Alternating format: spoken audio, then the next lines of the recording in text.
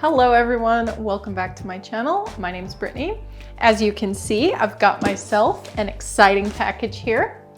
Inside this box is a spray booth from CakeSafe. So in today's video, I'm going to open it up, set it up, and test it out. If after watching this video, this spray booth looks like something that you'd like to purchase, I have a coupon code for you. The code is BrittneeK and will get you 10% off. Keep in mind that this coupon code is valid one time per customer and cannot be used on clearance items. One more thing really quick before we open up this package. CakeSafe has two categories of spray booths. One that can be used for basically anything like cocoa butter, chocolate, egg wash, petal dust, or airbrush colors is called Master Spray Booth. And the one that is just for thinner sprays like airbrush colors or petal dust is called Artisan Spray Booth. And I mostly need this for cocoa butter, so I got the Master Spray Booth. And within those two categories, they also come in different sizes. The size that I got is called Professional. And of course, I will link the exact product and the size in the description box below in case you want to get the exact same one. So let's get started.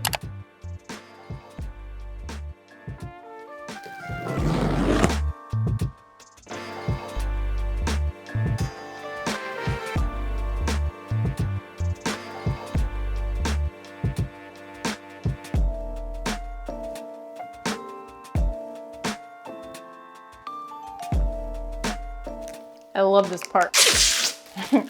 It's so satisfying to pull this off.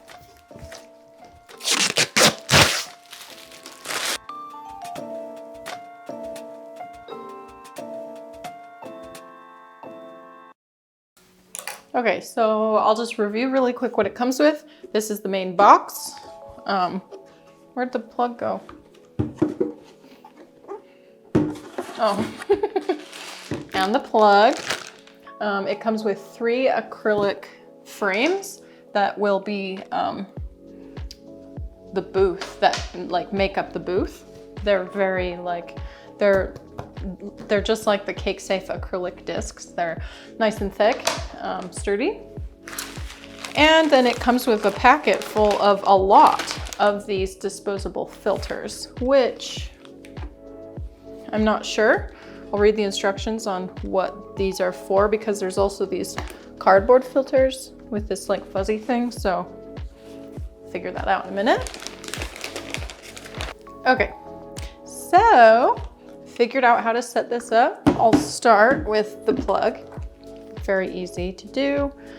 Basically just get it out of the packaging, plug it in right here in the back. Okay, I'm going to give it a little test.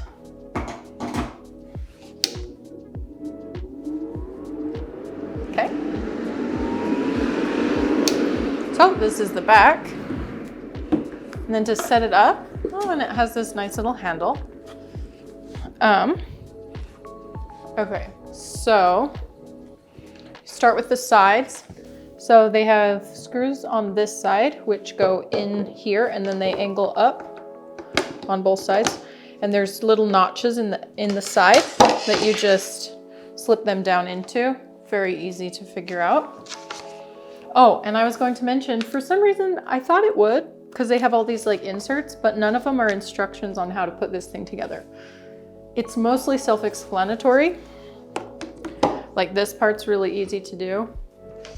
But I didn't know about the filter, and I'll tell you in a second. So then this has 2 like screws on the bottom edge that go closest to the fan, and they're magnetic. So you want the round side to go down, and they are magnets with these 2, and it feels really nice. And then there's notches up here that hook into the side pieces, so you just put those in, and then the magnets, you know. Okay, so then I showed you this. It comes with 30 disposable filters. So what you do, I had to look this up on their YouTube channel. What you do is when you're using cocoa butter, you're going to just put this in front so that it doesn't clog up the filter that it comes with. And you can take this filter out if it gets sturdy and wash it with warm water. If you're doing like, I think she said airbrush colors, you don't need this. You can just wash this with warm water. But like cocoa butter, chocolate, those are thicker materials. You want to use the disposable cloth on top of it. So put this back in like this, and I'll show you what I mean with the disposable filter cloth. It'll be easier without this on. Okay, you want to get it in there good if you take it out. Okay, shove it back up there. And I take it, unless you really damage this, you don't have to replace it. That's what these are for. Okay. So I'm going to turn it back on and I'll show you how this goes.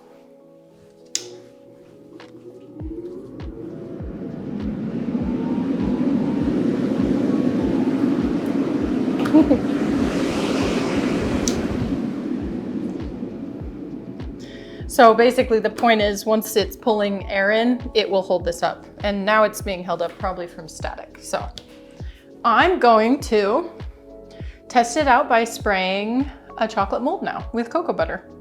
And yeah, then we'll see how it works. All right, so here's my setup.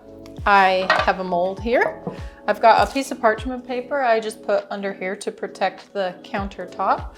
I'm using just some extra cocoa butter as like a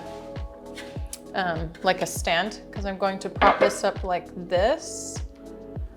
Maybe I'll pick it up, we'll see. But this can help as well. And then here's the filter. When I turn the booth on, I will hold that up there. I'm going to put on my mask, and I've got some purple cocoa butter. Well, it's called Oh My Magenta, pre-colored chef rubber cocoa butter. And I'm going to grab my airbrush. Well, I'm going to use a spray gun actually. I'm going to turn on my compressor and turn on this booth. So it's going to be loud, but I will show you how I spray this and we'll see how the booth works.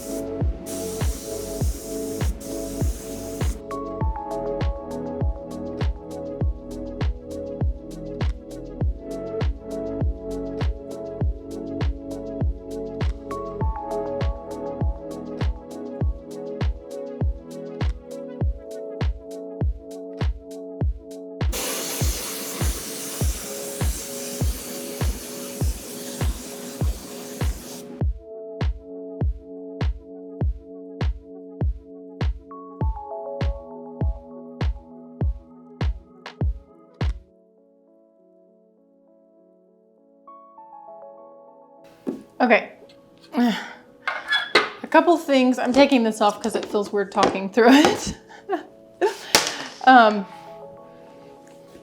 You may have noticed my spraying wasn't that great, because if you watched my last video, you would know my frustration with the spray gun. I just got an airbrush, but I haven't tested it out yet. So I just thought I'll use the spray gun, but my compressor isn't powerful enough to keep my spray gun going for more than like 15 seconds. So you might have noticed as I was spraying that like it just like not a lot of color was coming out after a little while.